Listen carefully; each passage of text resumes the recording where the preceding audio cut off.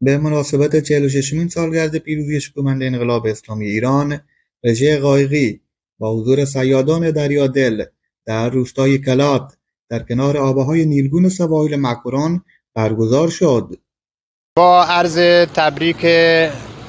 آغاز دهه مبارکه فجر و پیروزی شکوهمند انقلاب اسلامی، پیروزی خون بر شمشیر، یادآور خاطرات روزها و ایام آغازین انقلاب اسلامی و ورود حضرت امام به کشور. امروز مصادف با این ایام در واقع در خدمت صیادان عزیز بودیم و رژه قایق موتوری رو داشتیم در سطح اسکله کلات با همراهی بسیجیان عزیز و ارجمند و یک بار دیگر